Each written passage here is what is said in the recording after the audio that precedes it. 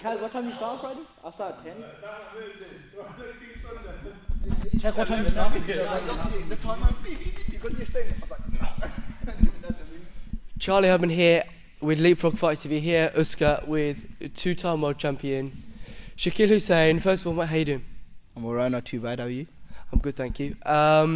Let's take things right back to the start. When did you get involved in combat sports?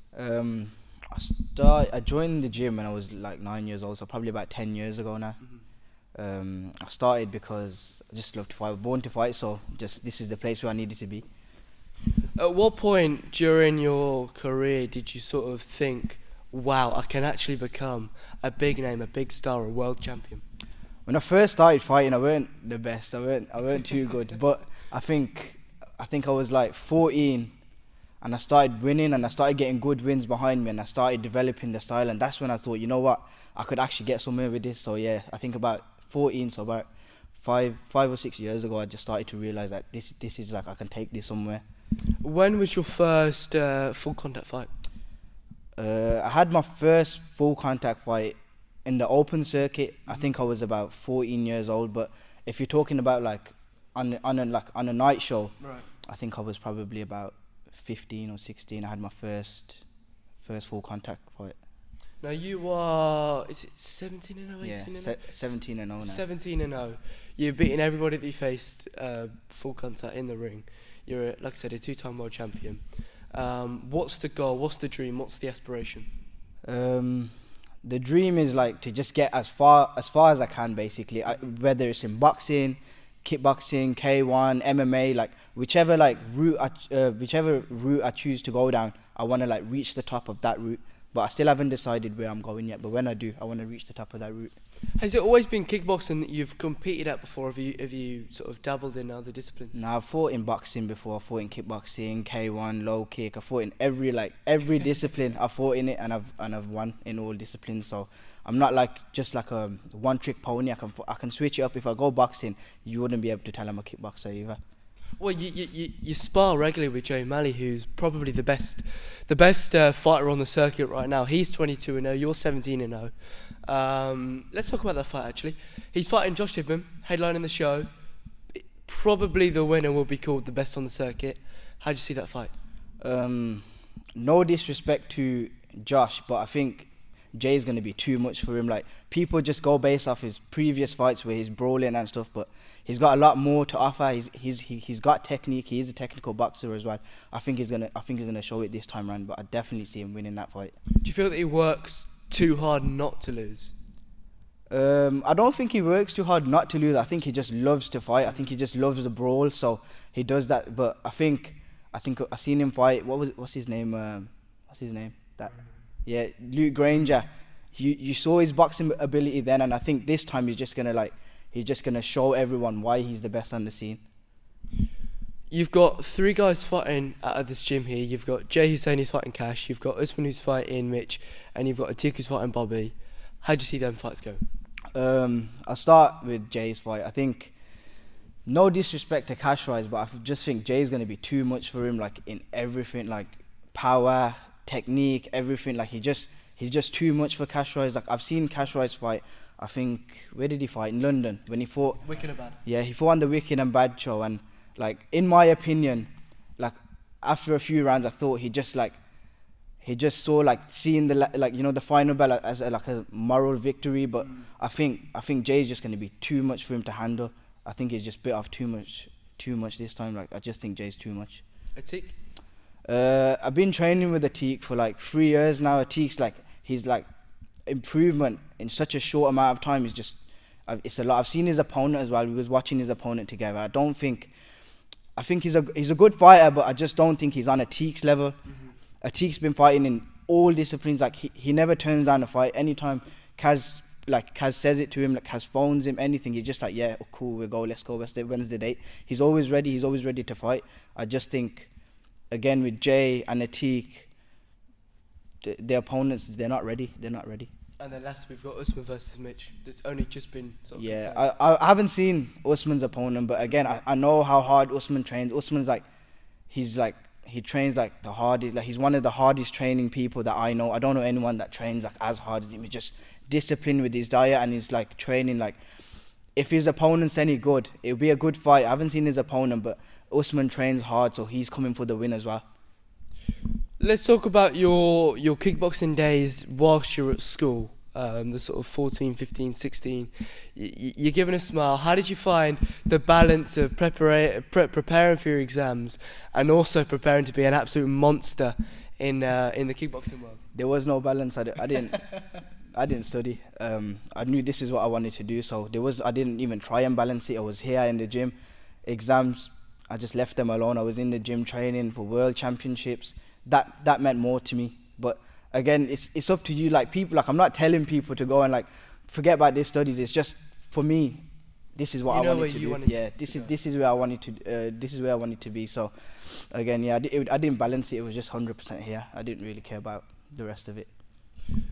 10, 15 years from now, where do you want to be as a fighter, or rather, once your career's all said and done, what's the next progression? Is it going into full-time coaching? Is it starting your own gym? Is it building your own set of fighters? Yeah, I think once my career's done, not even once my career's done, like even now I'm coaching a little bit in the gym, and I'm helping fighters get ready for fights. I think this sport's just not even just this sport, just fighting and competing is just a passion to me. So even when I'm training for a fight, I'll help other people, like I'll hold pads for other people. I think I just want to elevate everyone around me, and I just want to get everyone to like the top level. So like just seeing the younger people in the gym, I see them look up to me, so I encourage them more. But definitely like the coaching side of things, I'll always be in the sport. Is there any piece of advice that you want to give maybe a teenage kid that's looking or going through some struggles, or he's looking for an outlet, they're thinking about coming to kickboxing or boxing or K1 or anything for that matter, what piece of advice would you give them? I think like if you're like, just remember like it doesn't get worse, it can only, like the only way is up. The only way is up, so just keep chipping away, and remember the person who trains hard, he'll always get somewhere. Like you get people who are naturally gifted and they don't train as hard, but hard work beats talent any day. Now you're in the gym pretty much 24/7. Do you feel that when you're at such a high level of kickboxing that you have to be putting in that effort, or you're going to get found out? Yeah, you have to be. Like it doesn't matter, like people say, oh, you've achieved so much, this and that, but it's not about what I've achieved. Like I always train as like I'm the challenger. I don't train like I'm the champion, and you have to put everything into it. It comes down to like literally like your personal life. Like you don't have a personal life. Your whole like everything is just about your next fight. That's it. Like you dedicate your life to your next fight every time. Now I touched on this question with your coach Kaz. UK kickboxing, UK K1. Where do you see that going in the next 3-5 years? Yeah, like you were saying about the Sky deal, I think that is massive, because it will open doors to like a wider audience. You know, like people who are like not a lot of people know about one championships or like kickboxing, but obviously if people are watching Sky Sports, they're gonna see it and they're gonna be like curious. Oh, what's this? Watch it and they'll enjoy it. 100% they'll enjoy it. If they're watching the boxing or watching anything else, they'll enjoy it.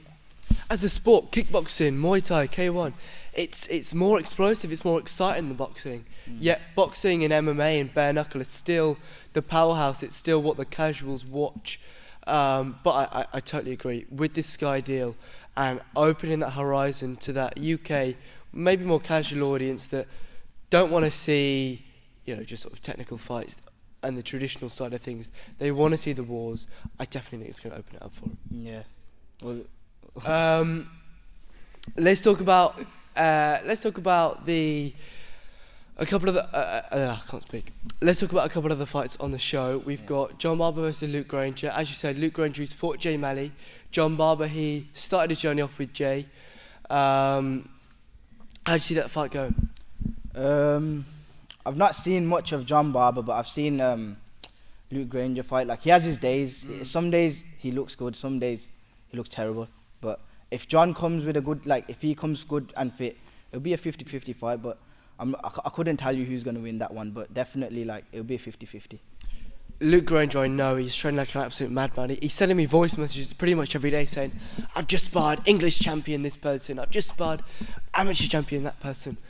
He's training like a warrior, and I'm really looking forward to that fight. In your opinion, what's the fight of the night? See, like just because of like the names don't make the fight of the night. You could have two people, like two nobodies that could be like the fight of the night. The first fight could be the best. Yeah, but I think that the fights obviously I'm looking forward to most. Obviously, our guys, Atiq, Jay, and Usman, but Jay Mali's fight, like I can't wait for him to show everyone like the levels. Yeah, definitely. So yeah, I think the fight of the night could be anyone. Now, this is Jay's last fight, Jay Mali's last fight on the white collar scene. He then's going to transition over to amateur for a season and then eventually go to the pros. How do you feel that he's going to alter from white collar to amateur, because it's a lot different and he's had so much success in the white collar scene? Do you feel that success is going to be the same in the amateurs, or do you think it's going to be a little bit more difficult? It all depends on him. I think like if he like because ABA, like the style, everything, and the way they score it is completely different. But I think personally, Jay will be able to make the adjustment, because it's not just doing the same thing. He'll make the adjustment, so I think he'll do well in ABA. But personally, I think he should just go pro. You reckon? Yeah. Have you got any fights lined up?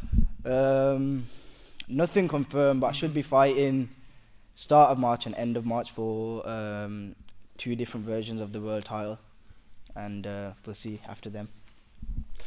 I can't wait to see what happens in the rest of your career. I can't wait to see the guys at Usker. I can't wait to see how you progress as a coach. As you said, you started training already. A couple of the guys that we've interviewed already said they're training with you, you're giving them sound advice. The future's bright for you, and I can't wait to see what happens. Thank you. Charlie Herman for New Fight TV, over and out. Sweet. That's good. He's bad now.